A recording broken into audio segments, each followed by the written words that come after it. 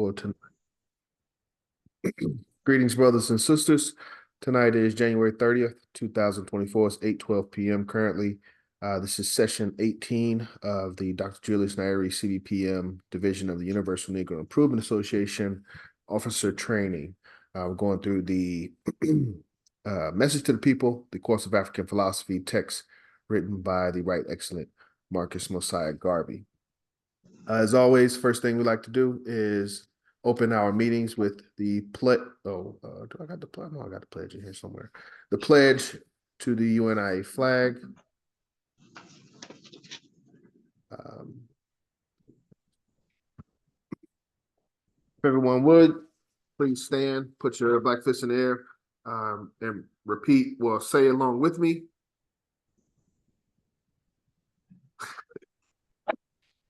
I commit my body, mind, and spirit to the protection, defense, and security of the red, black, and green. I dedicate my life to the redemption of Mother Africa and the liberation of scattered black children. I accept for myself and my descendants the teachings of the universal African nationalism. And I promise that our children will be instilled with the purpose and knowledge of themselves African people, in order that the course of struggle falter nor fail until all black people are free and united through one God, one aim, one destiny. Can I double up on one of the lines? I did it okay? Malik, you go along with it? Okay. Whew, that thing longer than when you doing it. Whew, feel like it's a 5-minute pledge. Okay. Thank you, brothers and sisters. I believe everyone has, Brother Malik, if you could turn yours down a little bit, it's just weird hearing myself. Everyone has done the pledge, but is that correct with the exception of Attorney Imhotep? Yes. Attorney Imhotep, will you be able to recite the pledge for us this evening? I did include it in the actual PowerPoint, in the PowerPoint this week. Is this it here on the screen now? Yes, it is. Yes, I can recite that. Thank you, my brother. Thank you. Let me, I can actually make it a little bit better for you as well.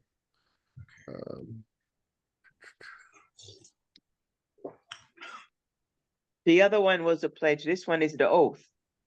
Correct. I'm sorry. So we just finished the pledge, and I'm asking our attorney, our legal defense committee coordinator, and counsel general to recite the oath to the course of African philosophy. All right. I, Imhotep Alkebulan, do solemnly swear before Almighty God that I have entered upon the instructions of the African School of Philosophy conducted by the Marcus Garvey for no other purpose that to serve the Negro race through the Universal Negro Improvement Association and the African Community League, of which he is President General, and that I shall not use the knowledge so gained to promote or advance the interests of any other organization. I shall confine myself always to the service of the Universal Negro Improvement Association and work within the framework of the organization for any promotion I may desire for the improvement of my race. I shall never divulge or reveal any of these lessons I receive to anyone, and shall never allow the lessons or records thereof to fall into the hands of anyone, and shall safeguard the same with my life from falling into the hands of other races. I shall always use all my energy and ability to advance the interests of the Universal Negro Improvement Association, and shall never be in rebellion against it. And to this I swear myself, my honor and sacred trust, and should I fail this oath, may the just reward be meted out to me, so help me God. September 23rd, 1937. Thank you, Attorney Imhotep. Okay, let me back out of here. Now, I'll do a brief roll call. This is our dream team for Division 421. We have myself, Brother John, Attorney Imhotep Akibalon, Brother Art, Sister Diane, Lady President, Sister Ra Ebony, Brother Eric, and Brother Malik. So 6, 1, 2, 3, 4, 5, 6, 7 people. And we are at our upcoming meeting, we will discuss some things that we're trying to make sure we're diligent of in 2024. Again, this new year concept, it's an opportunity for us every year to put our best ideas and plans in place. So anything that didn't work out last year or anything that we wanted to do last year that we didn't do, let's make an effort to do that this year. Oh, okay. So I was about to say I'm showing all of. Give me 1 second. Let me stop sharing. Any questions on the lesson on propaganda before we go into the questions? Okay. Everybody ready? All right. Make sure the answers are covered up, and then we will get started.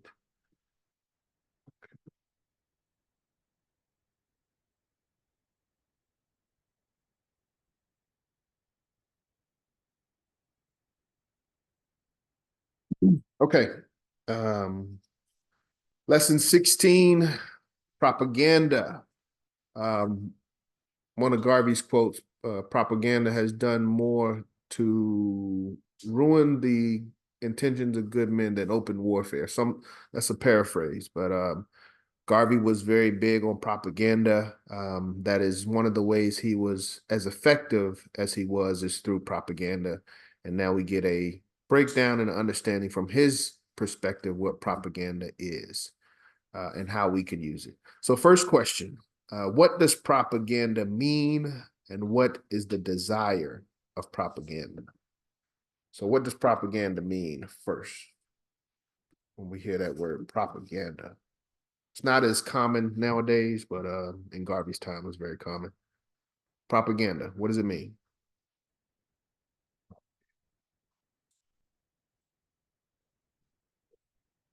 Absolutely right, Brother Malik. Hold that. Anything? No. Okay. Anyone on Zoom? Yeah, propaganda means to propagate or to make known extensive some particular phase of human intelligence. And what does that? What's the simplest way we can break that down? Indoctrinate is word, brother. Yeah, that's very strong. Indoctrinate.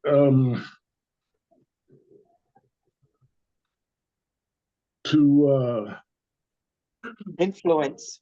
Influence. Okay. That's. Does that include? And did we also? What was the answer again, Brother Malik? Brother Art, you're on the Zoom. Everybody can hear it. If you can read it again, did that include the desire of propaganda? Yeah, it says propaganda means to propagate or to make known extensively some particular phrase of human intelligence. Phase. That's the desire of propaganda?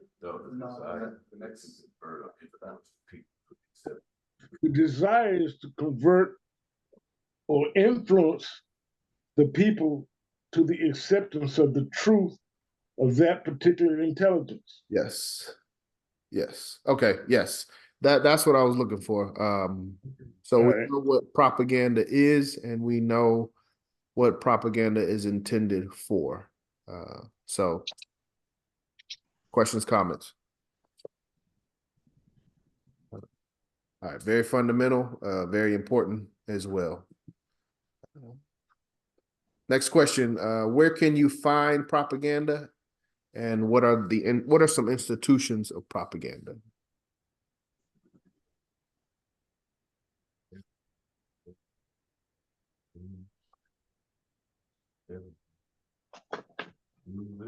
propaganda machine.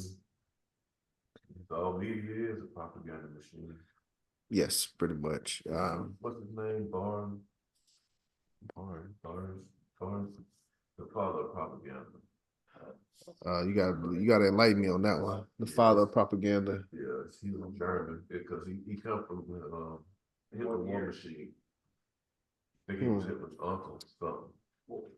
But yeah. Let me know what you find. But Brother Malik says everywhere. Anyone got some institutions of propaganda? Oh, Bernays, that's I heard that name, Bernays. Bernays, yeah, that's the father. So you say the father of public relations, but it was propaganda. He was the one that made Jews the devil. And that's him going into the mind too. That's what also this says. We touch on some of the I think he talks about that propaganda specifically with the Jews and Germans. By understanding the group mind, it would be possible to manipulate people's behavior without their even realizing. That's what he went down. That's what he got the title for. I'm assuming from that right there. Where does that come from? That's what they said. Edward Louis Bernays should be remembered for. He was born 9th November. He was born November 22nd, 1891, died 1995, it said. Okay. And it says he was an American pioneer in the field of public relations and propaganda. That's just the field he was in. And when I just scrolled down, he has a theory named after him, which is the one I read before. And what was his theory again? I'm sorry. That's what I was talking. By understanding the group mind. By understanding the group mind, it would be possible to manipulate people's behavior without them even realizing. It will be possible to manipulate people's behavior without them even knowing about it. All right. But back to the lessons. Institutions of propaganda. Define propaganda. What are institutions of propaganda? The media. Media. You said news. I think there's two ways to look at that. In Garvey's time, it was mostly through newspapers and through church. I think nowadays it's the internet and social media.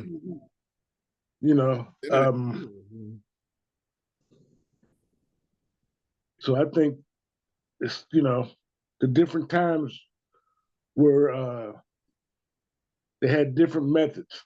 That's excellent correlation, Brother Art, and that's what this is about. Understanding, how Garvey saw it in his time, but also understanding how these ideas evolved. So we can't keep looking for the same exact things that our ancestors saw, but we have to look for the current, rendition of these same ideas. So yes, you're right. Internet would definitely be a modern form of propaganda or vehicle for propaganda, at least. But what does Garvey mention? He mentioned a few in the text. We said newspaper or news media.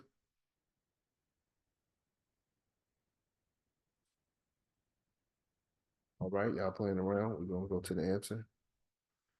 He said the press, the cinema, the pulpit, schoolrooms, are all propaganda agencies for one thing or another. Absolutely, absolutely. So, press and pulpit, school. yes, all of these are different institutions of propaganda, and in the next question we'll talk about, I think, what type of propaganda. Well, in the future questions, he talks about the type of propaganda of each of the institutions. So I don't want to go too far into that, but just knowing there are quote unquote different institutions of propaganda. It's not always one size fits all. Propaganda will be in an obvious institution. There's several institutions. All right, next question. What was propaganda used on? How was propaganda used on the Germans from 1914 to 1918, according to Mr. Garden?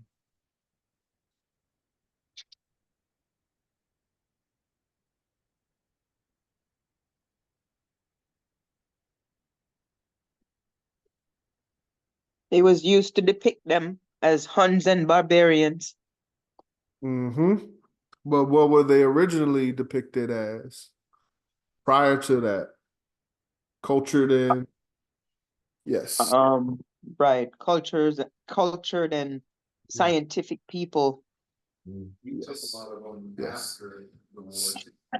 So just giving an example of how propaganda can be used in a short amount of time to go from promotion of a class of people being cultured and scientific all the way to being classified as Huns, as German classified, yeah, Huns. So these are tactics that are used, to express a certain level of sentiment towards a certain population or group, so that when these individuals are treated a certain way, it's accepted, and it's not something that's fought against. So, and they've been questions, comments so far? And they've been using propaganda against Black people since the transatlantic human trafficking of people. Before that, honestly, but that was a major component as well. And we get into that. We go back into the history of propaganda in this lesson as well. So keep that in mind. Questions, comments so far on the first three questions we've gone through? Okay. Yes, I think you can throw the Arabs in there too. Their war against the Africans started before the Europeans, and we're speaking of the Europeans reference propaganda used against us. What did the Arabs use in their war against the Africans? Yep. Right. Excellent point, Attorney Motep. From right now. Exactly, and that's what I was just going to say. We're talking about history, but that's also still happening today. They will paint certain groups, with certain characteristics or behaviors in order to create a mentality about these people. So it's still modern day propaganda. So that when they say, America is going to spread democracy to a group of savages, it's something that's supported and not rejected. Questions, comments so far? Okay. All right. Propaganda. Next question, number 4. What are some different types of propaganda? So we've got the institutions of propaganda. What are the different types that each of these institutions produce? And this is very important. It's almost more important than the institutions themselves. Educational propaganda. Educational propaganda. Written. Oral. Demonstrative. Same thing. And religious. So demonstrative, I've got political next to demonstrative, whatever. That's people in the streets, signs, and those, not only the display but the promotion of the display. So whether CNN or any major network picks it up versus nobody really picking it up. It's but you're right. It's one level of that group themselves creating their own propaganda. But then it's another level of their propaganda being promoted to the masses. That's one of the things that we look at as a nationalist type mentality is not only, you know, what's being put out, but who's pushing it out. Where it's ending up, yeah. Yeah. But yeah, that's when you get into that mainstream, you know, it's because small, you know, things are somewhat small and disconnected until they're picked up by mainstream. And that's when they quote unquote, you know, go viral, you know, but okay. Yes, religious. So when we talked about the pulpit, that would be religious, literary, oral, which is educational, but also, yeah, I'll just leave it there. Educational, any speeches, things like that, papers, books. These can all be forms of propaganda. Questions, comments, types of propaganda. But it's as we said in question 2, it's all around us. We're not really going to get away from it. Everyone is trying to influence their ideas. So we have to, you know, as we just went through on self-initiative, we have to have our own ideas, and we have to be promoting and propagating our own ideas. So that's really the connection that we should take away now that we know how to speak for ourselves, or we know how to think for ourselves. We talked about elocution, being able to speak. This is the multiplication of elocution. This is the global level of elocution. So speaking to a global audience, how do you get your message, you know, to a global audience? Propaganda. All right. But we have to be able to affect, you know, all of the different types, which implies the creation and sustaining of these different institutions. Okay. Number 5, what are 2 examples in the Bible of propaganda or biblical propaganda that Mr. Garvey spoke of?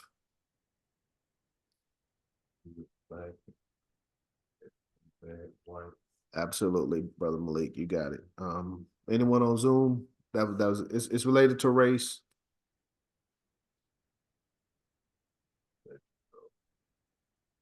Oh, you said what you? I didn't hear what you. I just everything good, white, and everything bad, black. Yes. In actuality, it's the reverse. Everything good is black, everything bad is white. Like Asar and Set.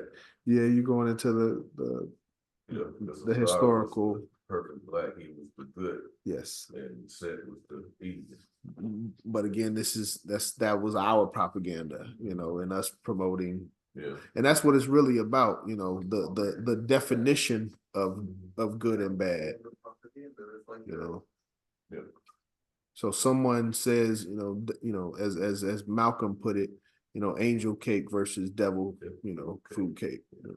Somebody said that this is angel, somebody said this is devil. And that's really what it's about. But the 2 examples that Brother Malik said from the text, the angels of the Holy Family are white, and the devils and the imps of hell are black. Wash me white as snow. So those are a couple examples that Mr. Garvey gave in the text, but making the correlation that, or making the implication that white is good and angelic, and black is bad and quote unquote devilish. Questions, comments on that one? Biblical propaganda according to Mr. Garvey. All right. And if anybody does have any questions, just let me know and get to it. Number 6, what should we do with propaganda that does not glorify our race? That in there, like I'm giving this to somebody else. What should we do with propaganda that does not glorify our race, according to Mr. Garvey?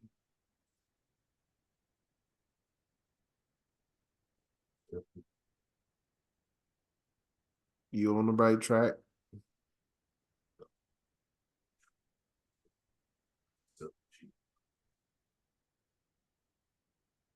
We must organize propaganda to undo the propaganda of other people.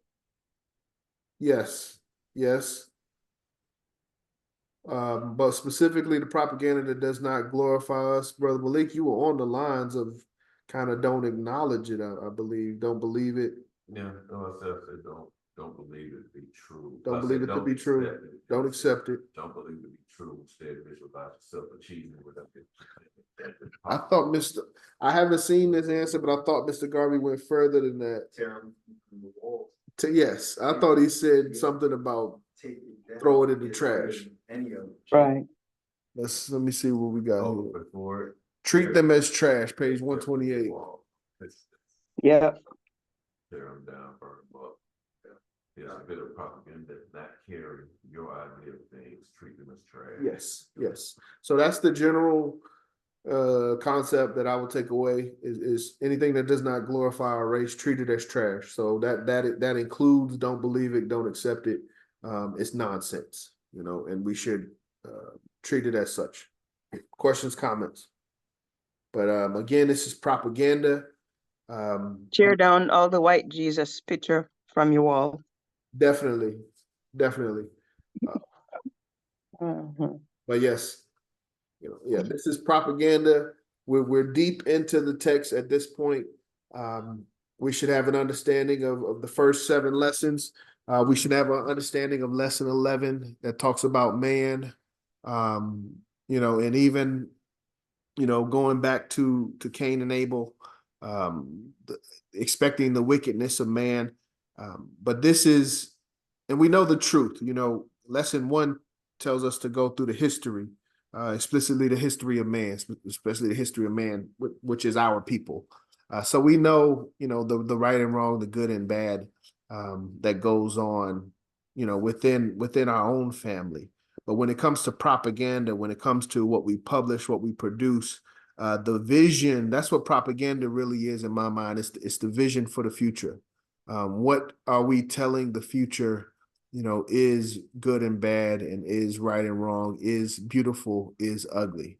If we don't honor, if we don't accept, acknowledge, and promote, ourselves by default, as Mr. Garvey says, we consider what is being promoted as superior. So we have to have our own propaganda, and we have to treat any propaganda that does not glorify our race as garbage and as trash. All right. There aren't any questions? No questions?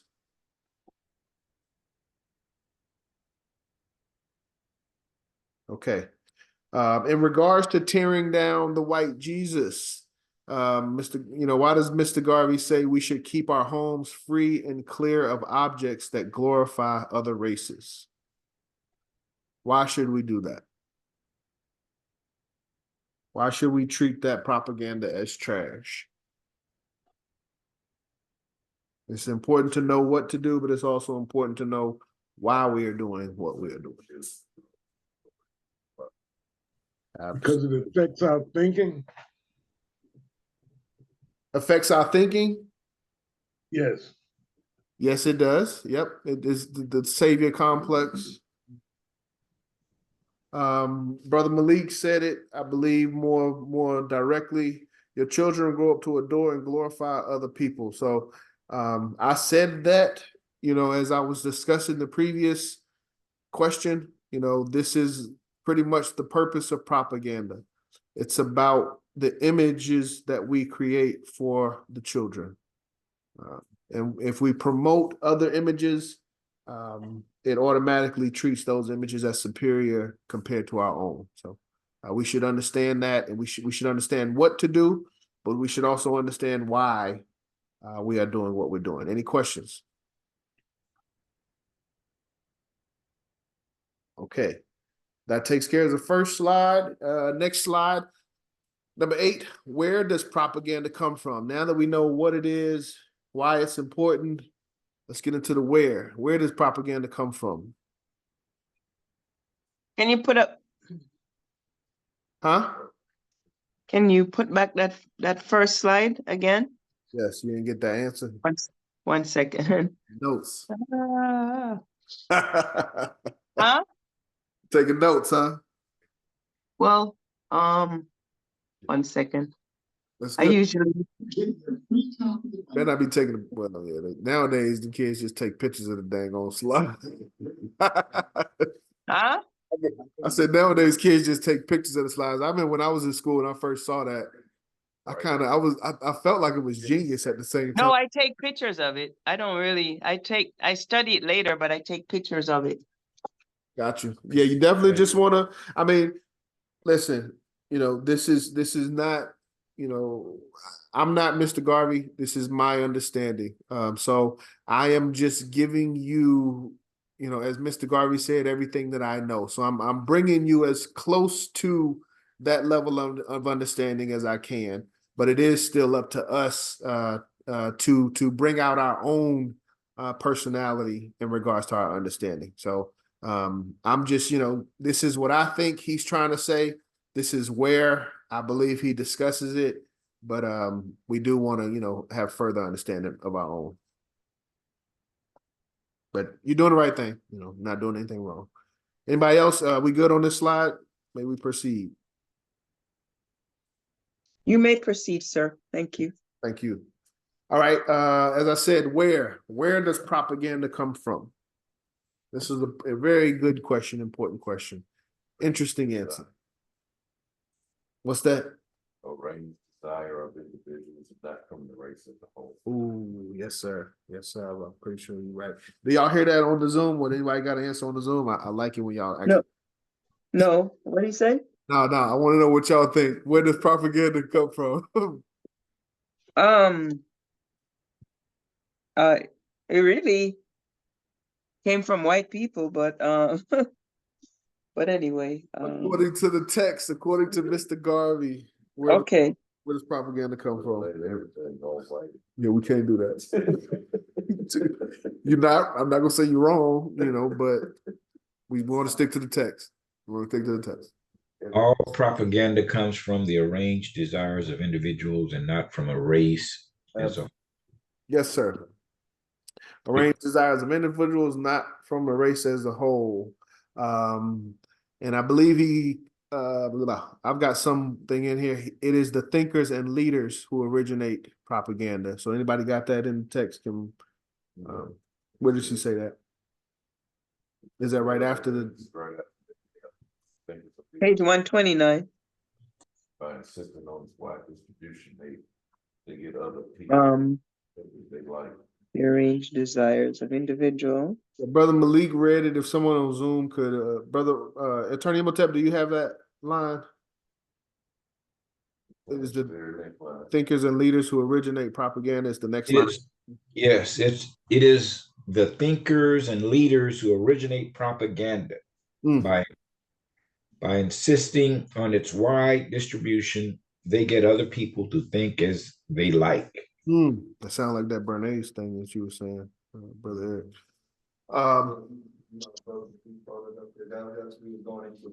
Right. He got a cigarette. He was one of the pioneers of getting cigarettes to women to get like that part of the demographic, and he did that specifically. Brother Eric was giving a anecdote of Mr. Bernays's influence in regards to making it appealing or attractive for women to smoke cigarettes. So I'm sure that profited the tobacco industry very well. But yes, it is the arranged desires of individuals and not from race as a whole. Is the thinkers and leaders who originate propaganda. So we have to understand that on twofold, on two sides. On one side, on the oppressive side, and I want us to understand this. Mr. Garvey does not, when we talked about, as I said, when we talked about what we're fighting against or who we're fighting against, the main thing was ourselves and ignorance.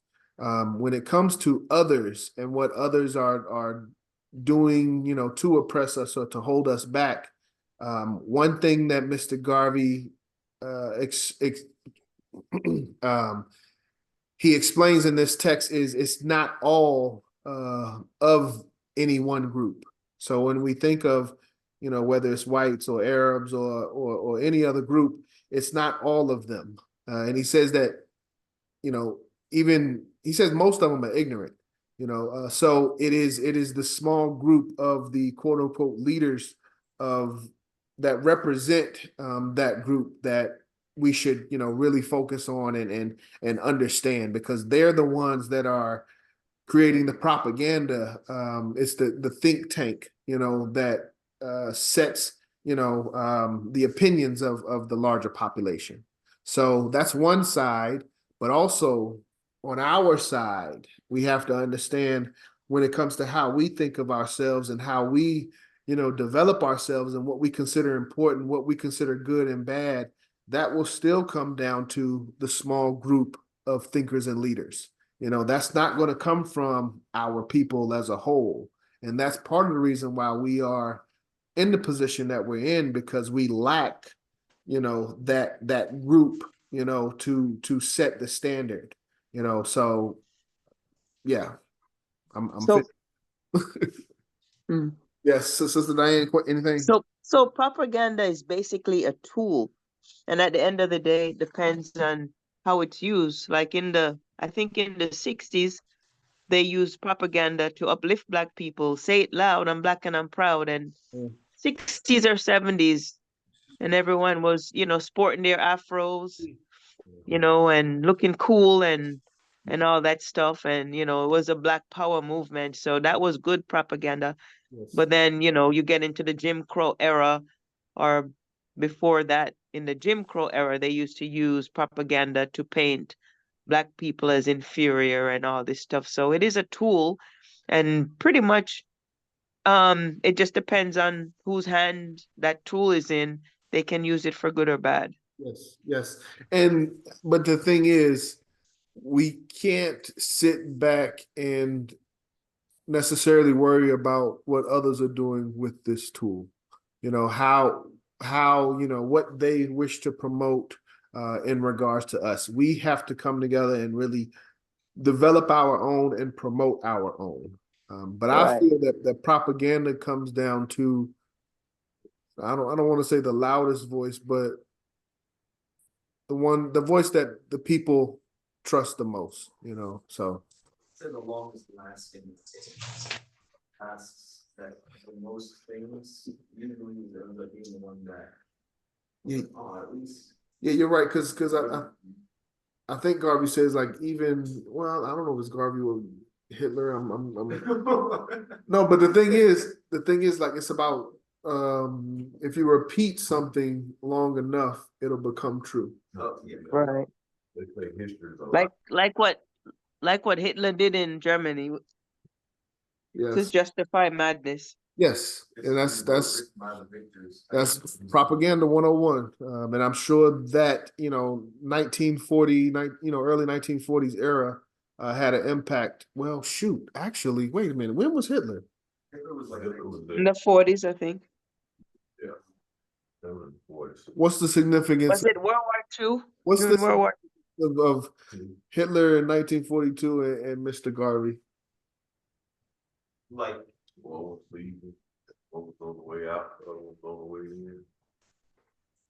Attorney Motep, do you know that? Yeah, like across the board. If I understand your question, Hitler came to power, was first named Chancellor of Germany, and they just had the anniversary, January of 1933. Okay. And so from 33 to 45, April, when he commit suicide there at the end of the war. Okay. Garvey died in 40. Exactly. 40 when so that's the bombing of England in 39. Garvey was was it 39, 30? Yeah, maybe 39, 40. Mm-hmm. But I was thinking, but thank you, Attorney Motep, for that input. So it was an overlap as Hitler was coming up. Garvey was preparing for transition. I thought Garvey had transitioned prior to a lot of what we know, to be the prominence of Hitler's reign. But I thought that was somewhat interesting and prophetic. But I think that overlap is well, not I think, but the overlap is the reality. As Hitler was coming into power, Mr. Garvey was, preparing for transition is the best way to say it. Questions, comments so far on what propaganda is, why we should understand it, why we should use it, and where it comes from, according to Mr. Garvey. He did say you somewhere you need to answer propaganda when you need to respond to it. Oh yes, definitely. I was that before page 129, or is it, if it's after 129, it may, that wasn't a question on the slides. Anybody know? I don't know. Hold that, Attorney Motep, because it may be a question. Next question: why shouldn't we follow the propaganda of others? Everybody's got propaganda. Propaganda is everywhere. We should understand as quote unquote leaders and thinkers that we should be developing and originating our own propaganda. But why should we not follow the propaganda of others? This is pretty straightforward. This goes back to self-initiative. Well, it's calculated to take advantage of you. So if you subscribe to it, you're basically helping them to take advantage of you, like how they have the youth taking advantage of rap music. Some of it is good, some of it is bad for the race. Yes. Garvey says somewhere in page 129, he may lead you to a circus tent and take away your pocketbook. Anybody got that? Anyone can share that? This is to say, don't get on anybody's bandwagon, because he may drive you to hell with his sweet music. They'll take you wherever they want to. Yeah. They'll just say you're going this way, and they'll just follow. Yes. And I don't know if that was where he talked about. I don't know if I've got the Pied Piper in here. Like the Pied Piper of Hamlin, who played this week. That was in that same. Yeah, that was okay. I need to add that into the answer, but yes, we should not allow others to lead us at the end of the day. We don't know where they're leading us. We don't know the intentions, and the intentions are most likely not good. We should understand the history, of our people, the history of other people as well. And as self-initiative teaches us, no one should know what is better for us than ourselves. So we should not be following propaganda of others. Any questions? All right. In regards to following the propaganda of others, what is propaganda that is organized by others always planned for? When others organize propaganda, what is it always planned for, according to Mr. Garvey? To take advantage of you? I believe that's pretty. Anyone else on Zoom? Anything? That sounds right. Take advantage of you. To take advantage of you. Okay. Yeah. Propaganda organized by someone else is always calculated to take advantage of you. That looks like a quote from the text. So again, this is Mr. Garvey's opinion. He's straightforward with some of his ideas, and this is a straightforward statement. Any questions, comments? What's that? You said don't help them do so. Don't help them to do so. Exactly. So again, propaganda is a couple lessons after self-initiative. Self-initiative is a fundamental component as we go into propaganda. We have to understand self-initiative, as well as the previous lesson we just talked about, personality. As we're promoting, as we're propagating, it should be a personal propaganda. It should not be a copy-paste propaganda. But it should be tailored to our people and our regions. What color should we wear when we are mourning, and why? White. When we mourn, and why is that? Sister Diane? Because because they all use black when they're mourning. And we should flip the switch and use white. Yes. Yes, straightforward, fight propaganda with propaganda. When we are mourning, we should wear white. This is meeting propaganda with propaganda.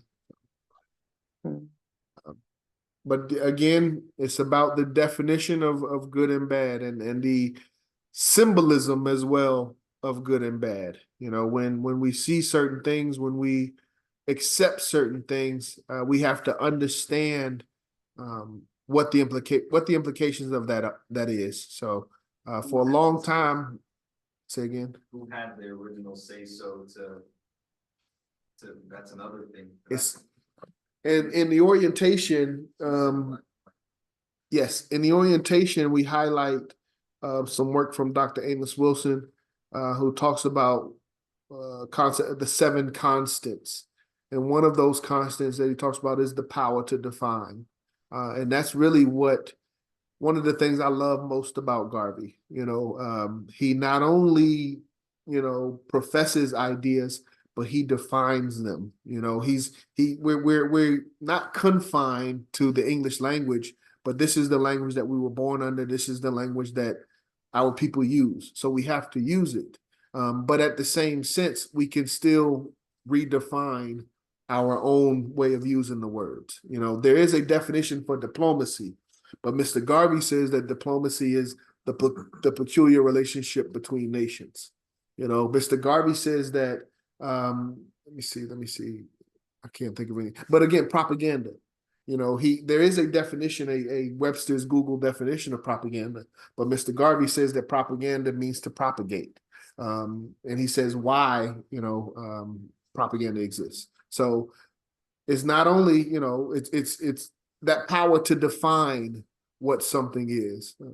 So when we say, you know, our government, what a president is, what a secretary is, we can define that. We don't have to take exactly what currently exists, you know, for the definition of these words. Okay. But that's the power of you know, Kujichagulia, self-determination. What are customs based on? And I would say, what are customs based on? And customs build into culture. What are customs based on? Propaganda skill for the engineer. Pretty much. Yeah. Brother Malik has it. Anyone else on Zoom? What y'all got? Customs are based upon acceptance of propaganda skillfully engineered. Absolutely. So we found out what propaganda is. We found out why propaganda exists. We know where it comes from. And Mr. Garvey is saying that when we accept these customs, you know, when we accept this propaganda, it becomes a custom.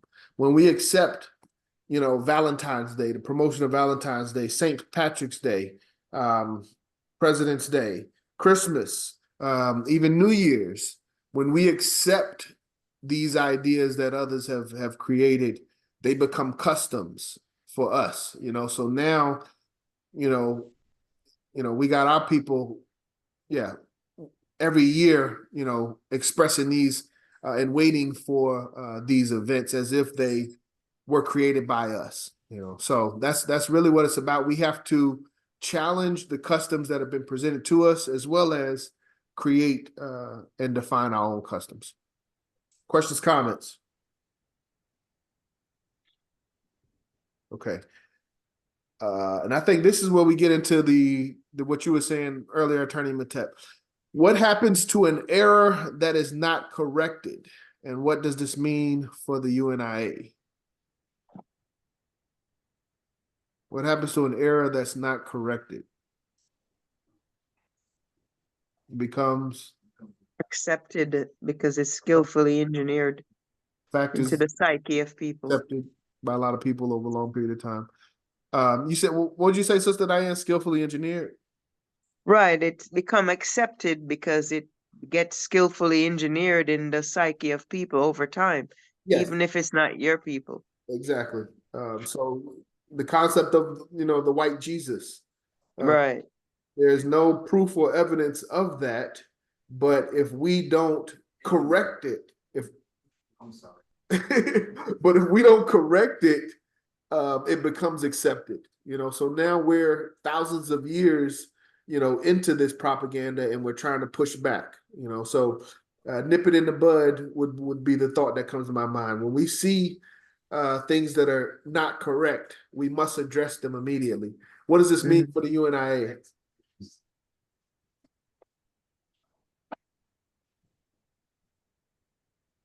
If something is, and I think this is in relation to something being propagated in error in regards to the UNIA. Never allow false statements or allegations against your race to become current and pass into history as if they were facts. I don't even have the answer documented, but I believe you are right. The essence is we have to push back. We have to correct those things immediately. And we have a responsibility to do that. I'm sorry. It also says here before that, remember always that an error not corrected ultimately becomes a fact. Yeah. Yep. Absolutely. Questions, comments so far? All right. Now we go into the next section of propaganda titled War. So first question, what is war and what are the aims of war? See, this is again, this is Mr. Garvey redefining war. There is a definition, there's an interpretation, but according to Garvey, what is war? Go ahead, Sister Diane, I'm sorry. I was going to say, war is the military-industrial complex way of getting certain people rich at the expense of others. Yeah, but that's a modern. You're coming with a modern when you say military-industrial. That's recent. It's the hellish passion, hellish passion of man, of man let loose in opposition to man. Yes, yes. What are the aims of war before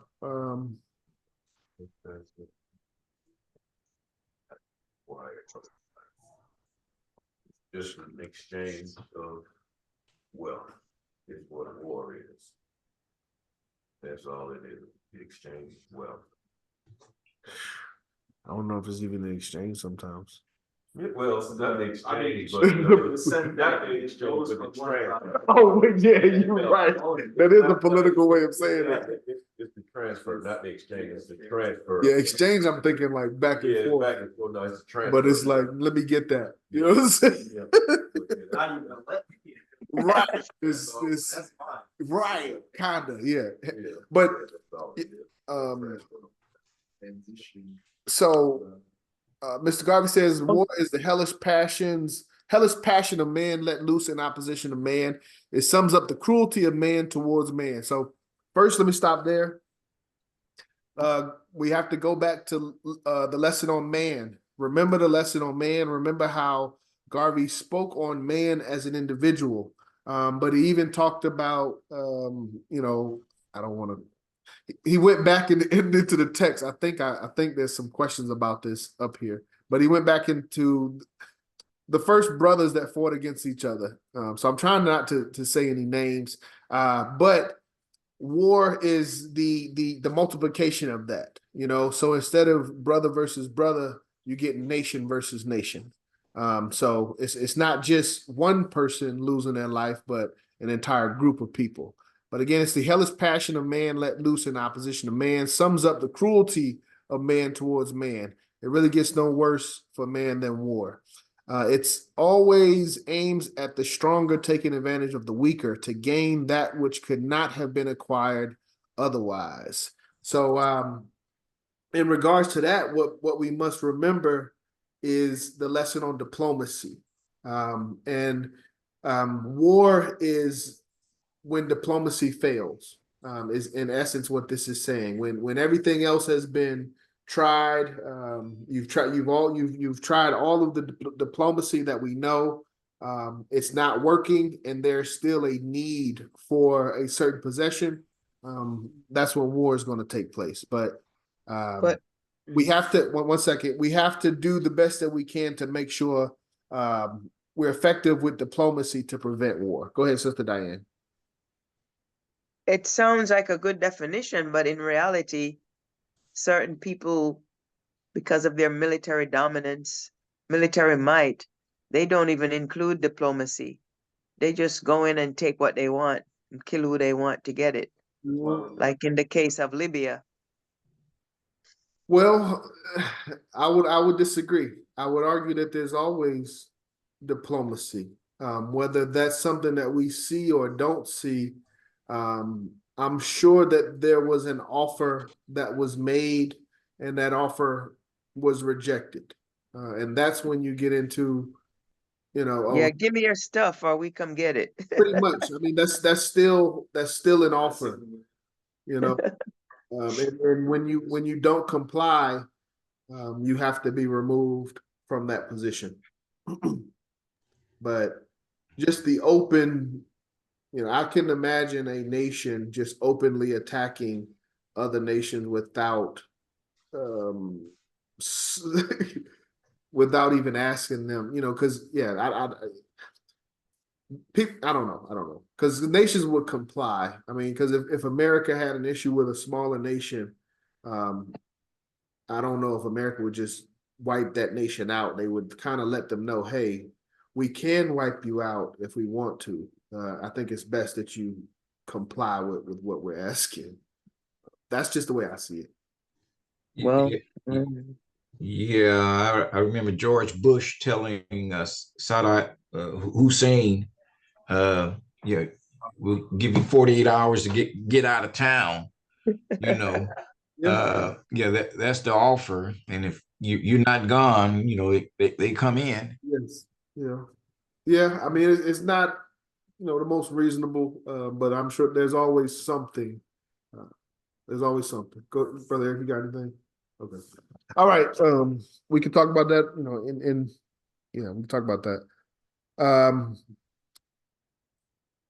But again, we should also understand the connection between propaganda and war. Mr. Garvey is implying that, as I said before there's open warfare, there is propaganda that puts out a certain perception of that group.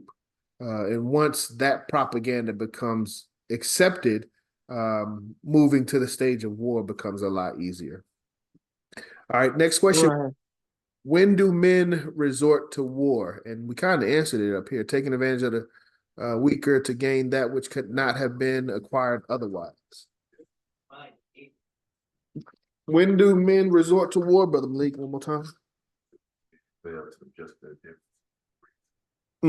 Okay. Yes, you absolutely. Anyone on the Zoom? When do men resort to war? We just kind of talked about this. There's, according to Mr. Garvey, there's always an offer. When men fail to use reason. Yeah. I guess that's the same as diplomacy, though. Yes, sir. Yes, sir. And that's the takeaway. Mr. Garvey says war comes when men fail to adjust their differences through reasoning. So that's two parts. We have to be diplomatic as well as the other nation has to be diplomatic. If they're not willing to be diplomatic, we can't resolve this with reason. It has to be resolved with other means. So at the end of the day, we have to do our part. We have to be willing to be diplomatic. We have to be willing to reason. And if the other party is not, we have to be prepared for that alternative. Questions on this? War comes when men fail to adjust their differences with reasoning, but there's always a offer, even if it's not reasonable. All right. Last few questions. What time it is? Good question. Where did I'm glad I didn't say that. Where did the first war start? Absolutely. Where did the first war start? Where does this, we're going back to the history, the very, very first. Cain and Abel.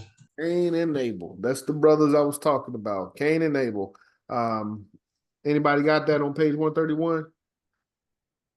Does Mr. Garvey say anything about first war, Cain and Abel? I didn't just pull that out of. Yes. What you got, Sister Diane? It says it started with Cain and Abel and Okay. has continued down through the ages and shall ever be so as long as man remains an unreasonable creature. Thank you. Thank you. Stop there. So again, this is the multiplication of what we saw on the lesson on man, and an expounding. So we started with Cain and Abel, and now we are, we have, nations fighting against other nations in modern times. So questions, comments on that? Just we should know where it all came from, where it all started, but this is the history of man, history of our people as well. Okay, next question. Which generation in the history of mankind has shown that man intends to become wholly reasonable or peaceful? No generation. No generation. What does he say about that? None. What is Mr. Garvey? What is the lesson he gives us in regards to history for man being reasonable? That's something a little bit later. Did he just say that there has not been a generation that has shown man to be reasonable? Yes. No generation has shown the man intends to become wholly reasonable. Okay, no generation has shown that man has been intends to become wholly reasonable. So just to take away, if we expect that, we have to create that. It's either going to be us or it's going to be those that come after us. But based on the lessons that we've been given, the history that we know of man, there has not been a time in history that man has intended to be reasonable or peaceful. So again, this is a society that we are trying to create, and That's where diplomacy comes in. really that's where character, having an example, understanding society. We as individuals have to develop ourselves, and we have to develop each other as a community. That's where that comes in, and once we do that, we develop a leadership that can carry out the behaviors of diplomacy. But it really starts with us, our communities, grassroots. We're really trying to create a society and an institution that does not exist, but it is an example for generations to come. But yeah, we got to make it. War is the best time to take advantage of what? When there's war, it's the best time to take advantage of what?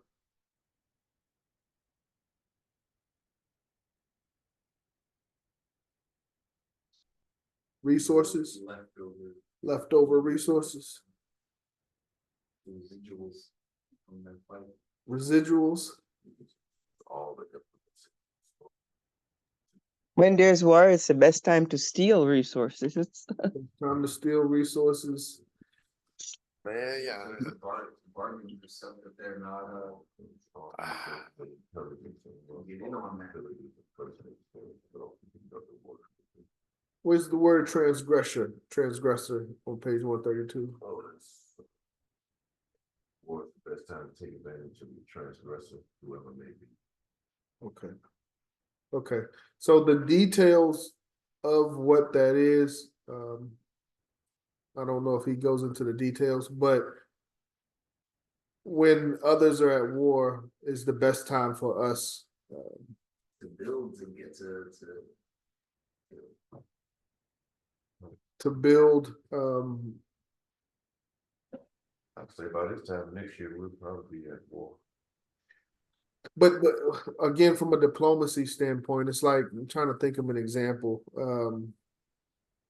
It's like if we had an issue, if we really come together as a people, as even African Americans or Black Americans or whatever, we want to call ourselves, but the Africans here in America, if we came together and wished to represent ourselves diplomatically, we would probably get some tension from the United States, where we are right now. 1 second, walk with me. But where I'm going is, if the United States got into a position of open war with another nation, then the opportunity for diplomacy changes, in my opinion, if y'all understand what I'm saying. So that's what it's about. That's the way I see that. That's actually what we need, because if you see, like, if something happens to somebody, the Chinese embassy don't show up. Oh yeah, definitely. Everybody has somebody to show up for them. We don't have anybody show up for us. Yes, sir. That's a core fundamental of what UNIA is about. The whole damn thing. We don't have anybody coming back for us, so we basically at whoever's mercy. Yes. Yes, we're at the mercy of the nations that, in which we inhabiting. But that's a general concept of the UNIA, is we should, as a people, have a separate national identity to represent us. So, as I said, if we have an issue with the United States right now, who do we go to? We go to the United States.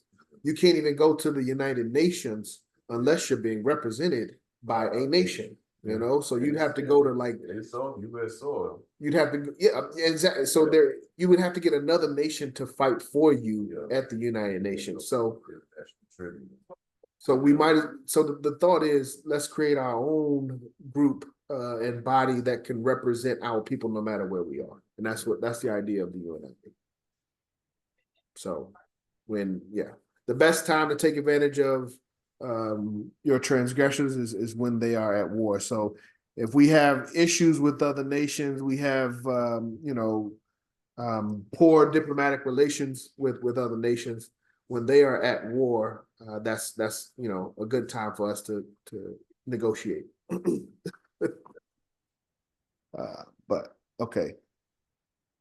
Next question: how do we become stronger while people are warring against themselves?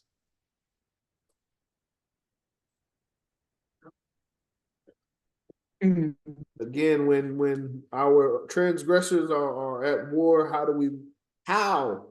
Garvey says that's a great time to take advantage of, but now how do we take advantage of that?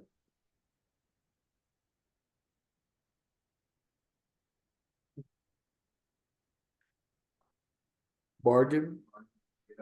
Deals in while they're all shuffling, because that's the only time they're going to get anything in, because that's when they're moving. That makes sense. Negotiate, bargain. That's a good time to bargain. Anyone else got anything? Because I really don't know the answer. Therefore, during the time of war, make your bargains before you help anybody else in war.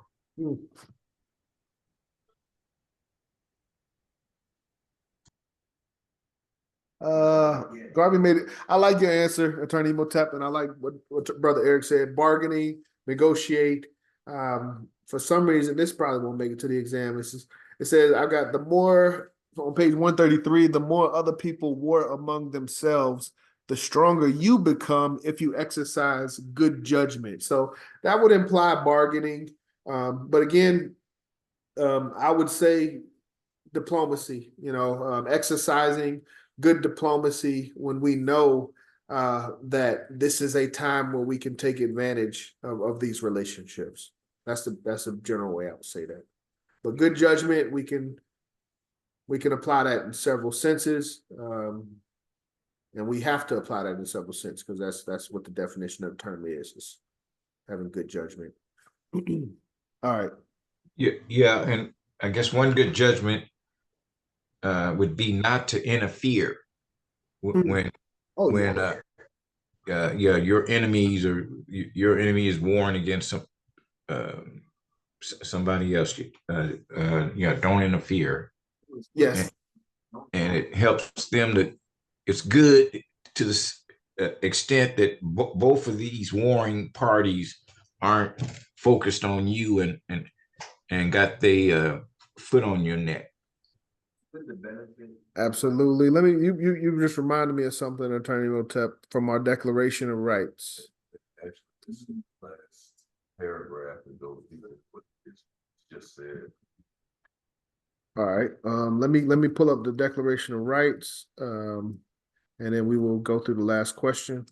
And then Brother Malik, I'll let you expound. If that question doesn't do it, I'll let you expound on that. Fundamental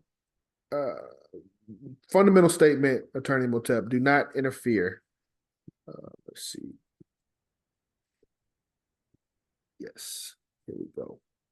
According to the Declaration of Rights of the Negro Peoples of the World, as you said, do not interfere. Declaration number 47 says that we declare that no Negro shall engage himself in battle for an alien race without first obtaining the consent of the leader of the Negro peoples of the world, except in a matter of national self-defense.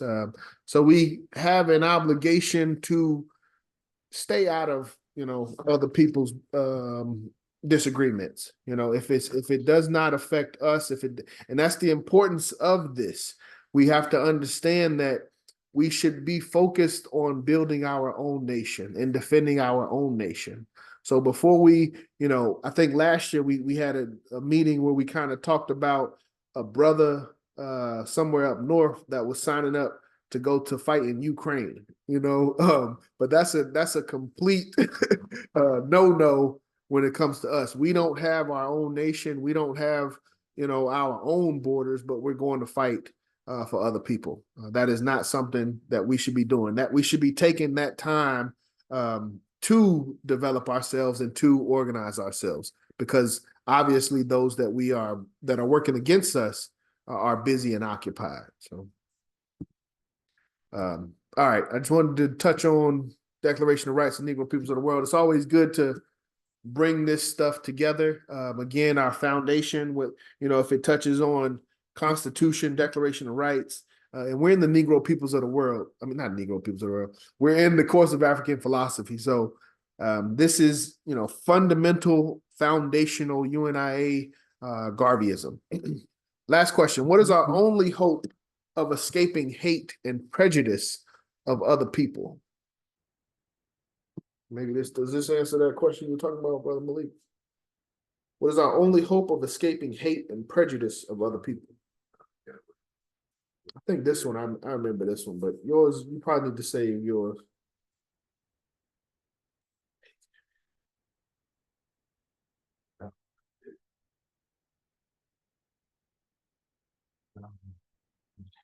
I think this one is where he says, like, keep them busy, keep them distracted.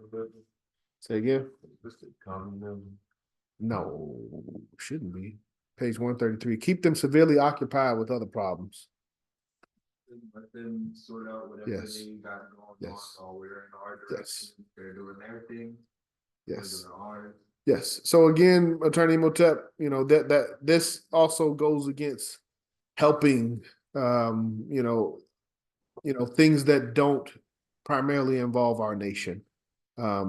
Keep them busy with their problems. We focus on our problems and our solutions.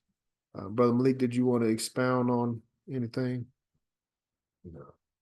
Okay. Was there anything in the text? Nothing in the text that No, he said something that made me. you can't find it?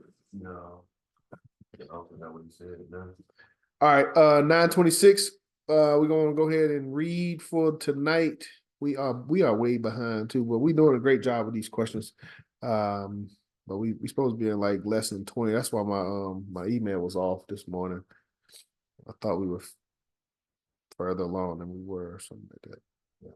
No, he said I sent some old stuff. last year. He said, All right. We are tonight reading lesson 18, correct? Are we reading lesson 18 or 17?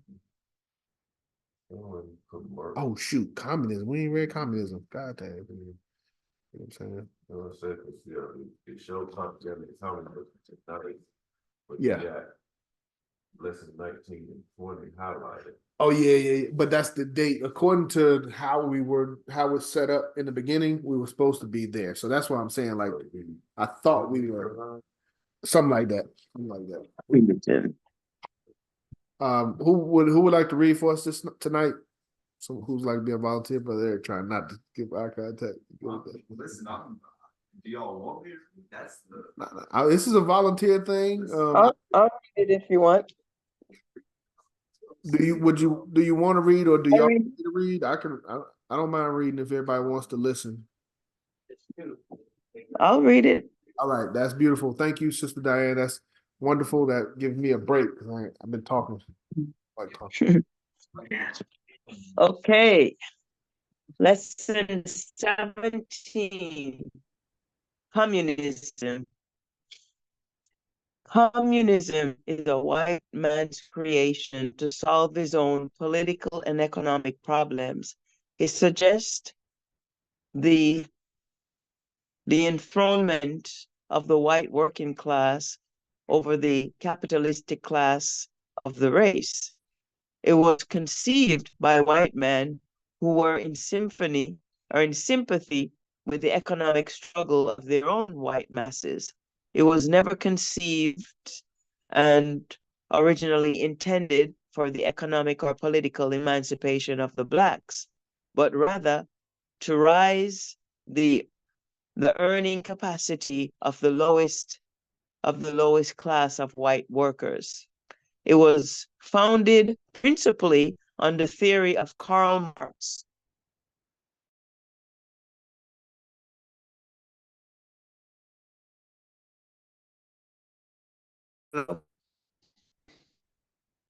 Shit, what happened?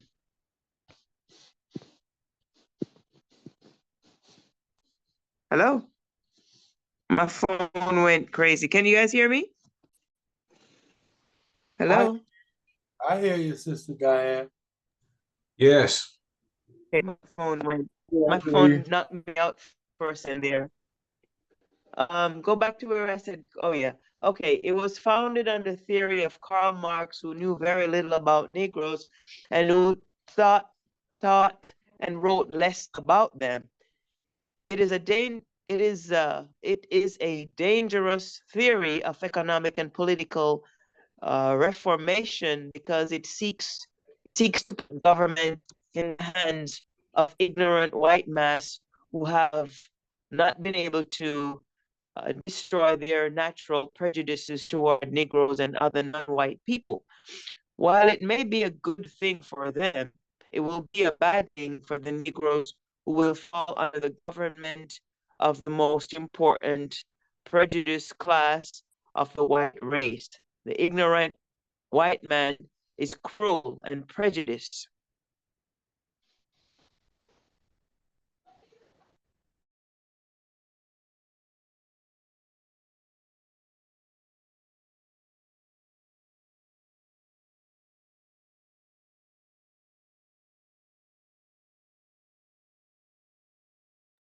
Are you good,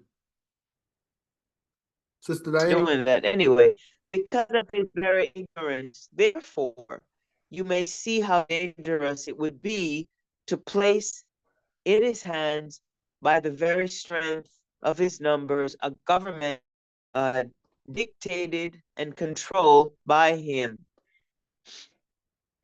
Okay, while the capitalistic system is ruthless and bad, it nevertheless gives the Negro a chance for employment competitive with the working class of white men for the purpose of extracting profit from labor, irrespective of the color of labor.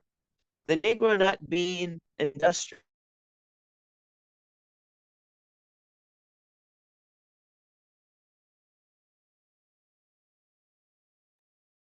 Is your phone going in and out?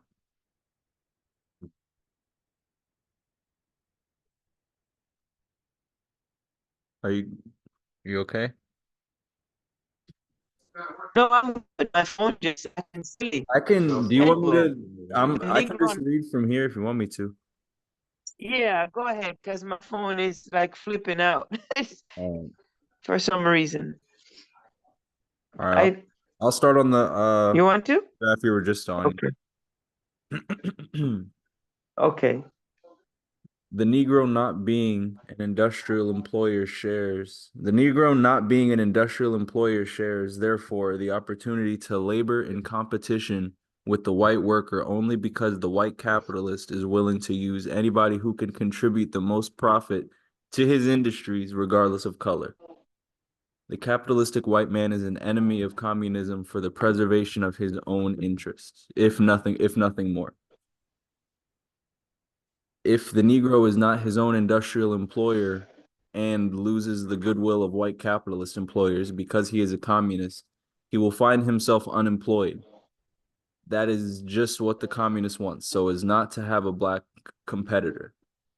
This will enable him to dictate his terms to the white employer and get him at the expense of the unemployed Negro, because he too is a communist. The idea of the communist inviting Negroes to join their ranks is to support their theory that Negroes are communists too, so that if a white employer has to decide between a black communist and a white communist by the appeal of race, the white communist will get the consideration and the advantage. Therefore, the scheme coming from the white communist is to make Negroes communists. It is a vile and wicked scheme. The communists have created their own party and organization of which they are the international leaders. They alone, as executives, know the policy and designs of the Communist Party, which are kept from the Negroes, for the purpose of fooling them into a sense of false security. It is considered that all the outrages in war, mob violence, and extreme punishment have been administered to the Negro by the lowest class of white agents, as soldiers in war, as sailors, and as the mob. The Negroes should have no doubt that his greatest enemy is the common white man who does not have enough intelligence to know the injury that he is doing to a race, even if he is paid to do so by his master. All wars in Africa, in the colonies where the natives have been shot down and punished, were carried out by the common white man in the ranks. In the lynchings that have occurred in the southern section of the United States of America, the mob has always been made up of the lowest class of the white race. No governors, no state officials, or major aristocrat has ever been found in the mob or leading the mob. The mob has always been made up of the common ignorant people from whom the communists are made up of and whom the party is intended to give political power and economic advantages. The threat to run Negroes out of Jamestown and the cotton fields of Mississippi and other sections of the United States were threats that came from the common white people. They served notices which stated, "Nigger, don't let the sun go down on you in this town."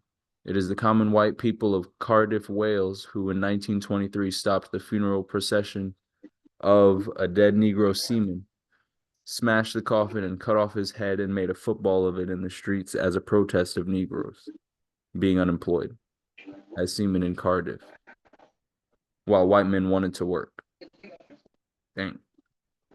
In South Africa, East Africa, and Southwest Africa, it is the poorer white colonists who practice the most wicked discrimination and persecute the natives to rob them of their rights. Everywhere it is poor colonists and the poor white man who carries out the dirty work of prejudice against Negroes. These are the class of people for whom communism is intended. Consider that the socialists, the communists, and the trade unionists of the white race are all agitating for higher wages and better living conditions. It is evident that these economic improvements must only come at the expense of greater exploitation of weaker people. The weaker peoples before were the Chinese, the East Indians, and the Negroes. The Chinese have organized national resistance. Indians have also organized national resistance. Therefore, only the Negro who is exposed to the most ruthless exploitation is left to be exploited in the future. Surely the low-class working white man will stop nothing to raise his stature, even as the controller of the government through communism, even though it crushes the Negro. Hence, the Negro must realize that he is being played for himself.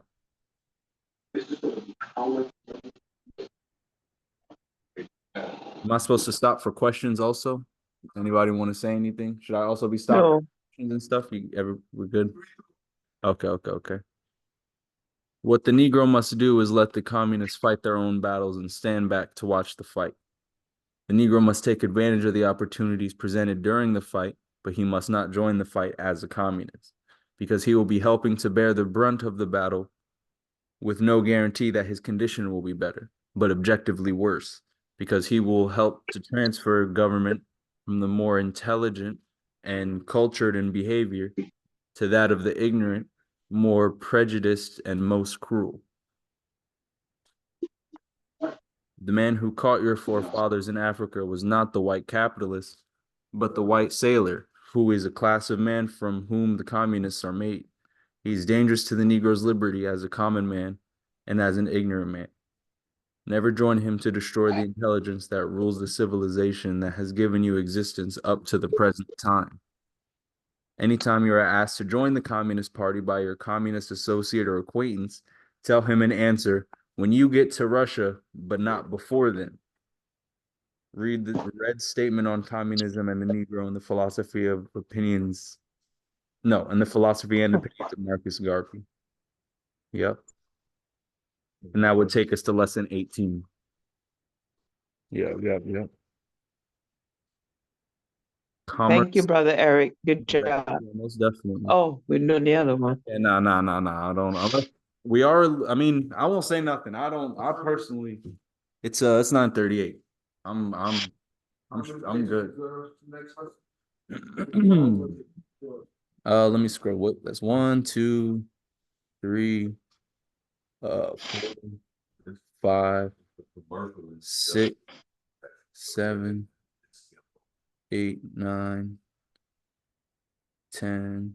Yeah, no. Dang, I should have looked at the page number instead of counting the pages. We probably might just end it for tonight, get back on it. That's not too bad. 151. 151. That's what the next chapter is on. Yeah, I mean, I'm. Yeah, 139 to 151. That's a couple pages. I'm leaning towards what Brother Malik was saying. What did you say? Let's take our time. Oh man, I don't mind taking my time at 9:39. But we'll be out. We got an extra week built in. I'm gonna try at some point. We gotta be on time. We gotta start at like 8 o'clock, and try to squeeze in 2 lessons. Yeah, I'll read them. I don't mind. 8 the earliest we Got it. start. No, we can start earlier. We need to move the time up. 7:30. Actually, going how you feel about 7:30. Can y'all can hear from there? What time would be? What time would be best to start if it were to be a little earlier? Right now, it's like what is it like 7? So 8:30. I mean, right now it's 8 o'clock. So if it were to be earlier, what do you guys think should be? Channel in this video we cover balance and layout. Be sure to let me know if you have any questions or comments below. Maybe not all the time, but on While we behind. yeah. On times there's before saying hey,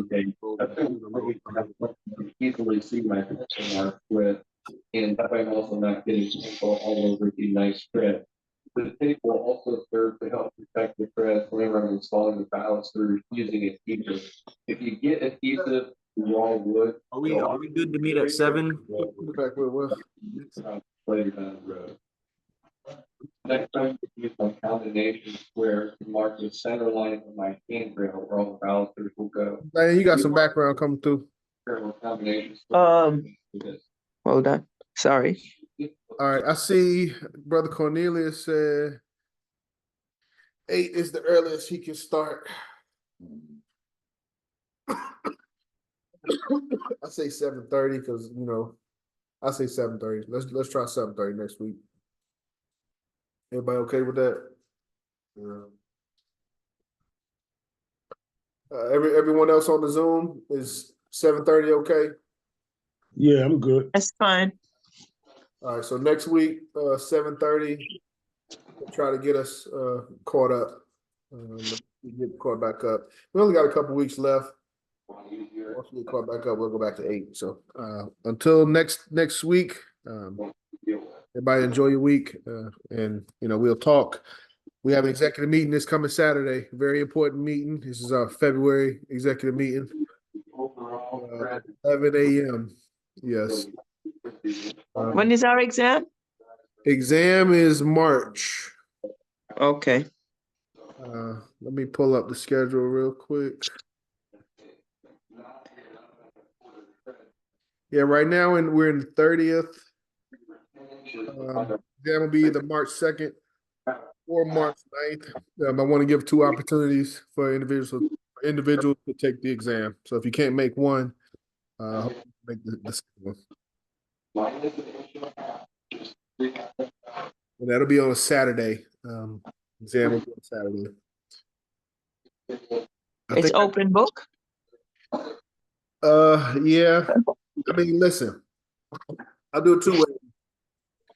Well, if you don't use a book, tell me that you don't use a book. If you don't use a book, you don't have to say anything. But if you don't use a book, I'll grade you. But you're probably gonna end up using a book. Unless you just took very good notes, I would expect everybody. I'll take both books. And I'll take without the book first with the curving in the second. Yeah. Any other questions, comments? 9:43.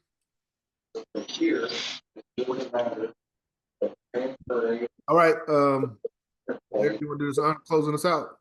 If everyone would, please repeat after Brother Eric. In this case, we're going to be putting in these left side of the.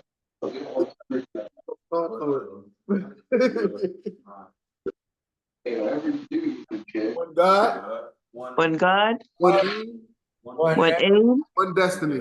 One destiny. Africa. Africa.